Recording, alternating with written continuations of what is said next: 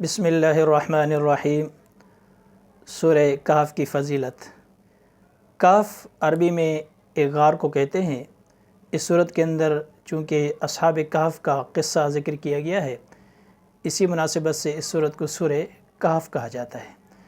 اصحاب کہف سے متعلق اس کا کچھ پس منظر میں عرض کر دوں کہ دقیانوس بادشاہ جو بڑا ظالم اور مشرک تھا، یہ لوگوں کو جو ہے بت پرستی پر جو ہے شرک کے اندر مبتلا کرتا تھا اور لوگوں پہ زبردستی کرتا تھا۔ ان کے زمانے کے اندر ایک میلہ لگتا تھا جس میں لوگ طرح طرح کے شرکیات کیا کرتے تھے۔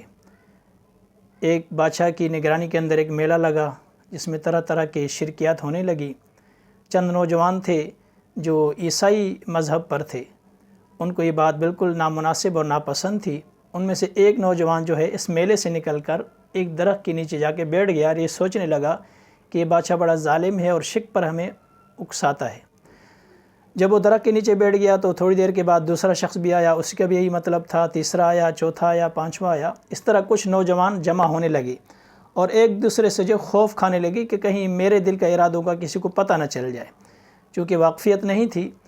لیکن بہرحال ایک شخص نے اپنی دل کی بات ہی کہہ دی کہ بھائی آپ کے دلوں کے اندر کیا ہے میں نہیں جانتا، لیکن میں اپنے دل کی بات بتا دیتا ہوں کہ میں اس شرک سے جو ہے نفرت کرتا ہوں، جس کی وجہ سے میں اس میلے سے الگ ہو کر اس درخت کے نیچے آیا ہوں۔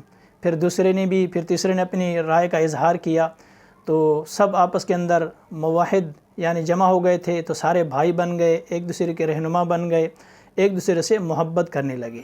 ایک حدیث کا مفہوم ہے کہ روحوں کا بھی ایک جمع شدہ لشکر ہوتا ہے، یعنی دنیا کے اندر جو ہم ایک دوسرے کو جان پہچان رکھتے ہیں، دوستیاں رکھتے ہیں، ہماری رشتہ داریاں ہوتی ہیں، تو فرمائے کہ یہ جسے اللہ تعالیٰ نے عالم ارواح کے اندر روح بنائے تھے، تو وہاں پر بھی ان روحوں کا آپس کے اندر ملاقاتیں ہوئی تھیں، ایک دوسرے کی جان پہچان ہوئی تھی۔ وہی روحیں ہمیں دنیا کے اندر بھی ملتی ہیں، آپس کے اندر جان پہچان ہوتی ہے، دعا سلام ہوتی ہے، اور یہی روحیں جو انشاءاللہ جسم پا کر جنت میں بھی جائیں گی۔ تو یہ جو دوستیاں ہیں اور جو رشتہ داری ہیں ان کی قدر کی جائے، کیونکہ یہ عالم ارواح سے لے کر ان کی دوستی چلی آ رہی ہے۔ دنیا کے اندر بھی ان کی قدر کریں اور انشاءاللہ جنت میں بھی یہ ساتھ رہیں گی۔ تو بہرحال یہ سارے آپس کے اندر بھائی بن گئے، ایک دوسرے سے محبت کرنے لگے، اور ایک جگہ انہوں نے مقرر کر لی عبادت خاص کے لیے عیسائی مذہب پر۔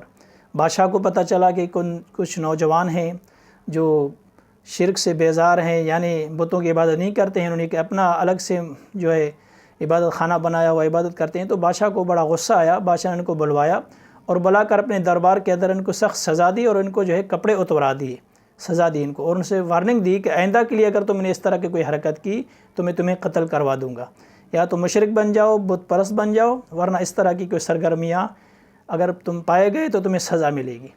اب یہ نوجوان جب دوبارہ اکٹھے ہوئے تو انہوں نے کہا کہ اب کیا کریں، یہ تو بادشاہ بڑا ظالم ہے، ہمیں قتل کرا دے گا، اپنی ایمان کی حفاظت کے لیے۔ اس لیے کہتے ہیں کہ ایمان کے بارے میں انسان کو ہمیشہ حساس رہنا چاہیے۔ دنیا جانی چاہیے، رشتہ دار جانے چاہیے، مال و متاع جانا چاہیے، کاروبار جانا چاہیے، لیکن ایمان پر حرف نہیں آنا چاہیے۔ اس لیے فرماتے ہیں کہ جہاں پر علی الاعلان تمہیں کھلم کھلا شریعت کے احکامات سے روکا جائے تو ایسی جگہ سے ہجرت کرنا تمہارے پر فرض بن جاتا ہے، اس جگہ پر ٹھہرنا جائز نہیں ہوتا ہے۔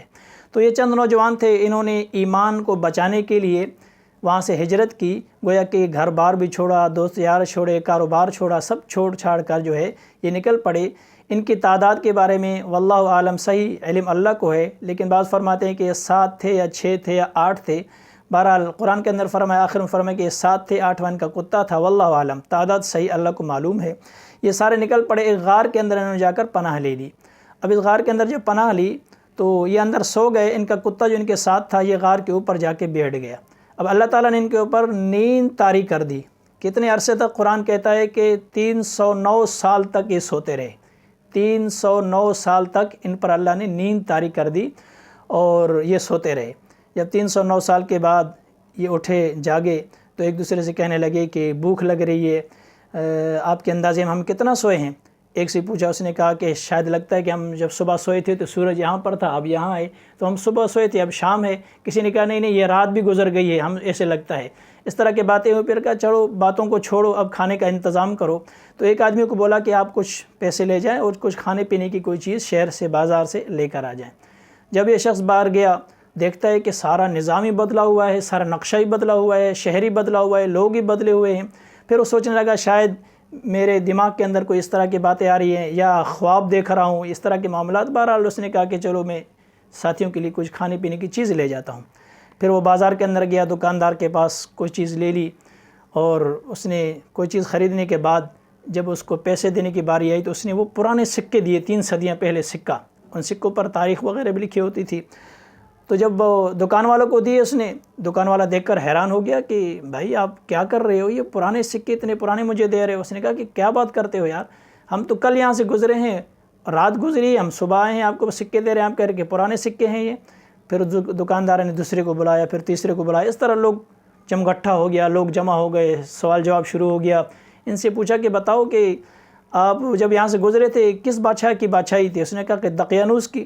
اس نے کہا کہ واہ بھائی واہ، یہ تو پاگل سا ہو رہا ہے، دقیانوس بادشاہ کو 3 صدیاں گزر چکی ہیں، وہ ہم اپنی کتابوں میں ان کو صرف پڑھتے ہیں۔ تو بہرحال لوگوں نے ان کو گھیر لیا، اور اس وقت کے بادشاہ مسلمان تھے، ان کے پاس لے گئے، انہوں نے سوال جواب کیے، تو انہوں نے سارا واقعہ بتایا۔ تو فرمایا کہ ہم اپنی کتابوں کے اندر جو پڑھتے ہیں کہ اصحاب کہف کچھ غار والے لوگ تھے جو غائب ہو گئے تھے، وہ تم ہی ہو۔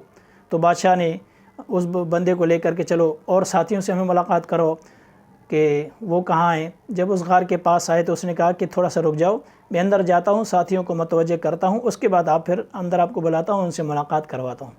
بس روایت کے اندر آتا ہے کہ وہ جیسے غار کے اندر بندہ چلا گیا، پھر یہ سارے دوبارہ سے اوجھل ہو گئے، آج تک کسی کو نہیں ملے ہیں۔ یہ غار کہاں پر ہے؟ مفسرین فرماتے ہیں کہ اس کا علم بھی اللہ کے پاس ہے۔ بعض کہتے ہیں کہ ایلا کے اندر، بعض کہتے ہیں روم کے اندر ہے، فارس کے اندر ہے، واللہ عالم، صحیح علم اللہ تعالیٰ کو یہ غار کہاں پر تھا۔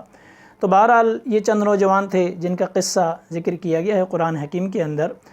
تو سورہ کہف کی فضیلت بتلائی گئی ہے کہ جو ہر جمعے کو سورۃ کہف کی تلاوت کرے گا، اللہ تعالیٰ اس کو ایک جمعے سے لے کر دوسرے جمعے تک تمام فتنوں سے اس کی حفاظت فرمائیں گے، یہاں تک کہ سب سے بڑا فتنہ دجال، اگر وہ فتنہ دجال بھی نکل آیا تو اس سے بھی اللہ تعالیٰ اس کی ایمان کی حفاظت فرمائیں گے۔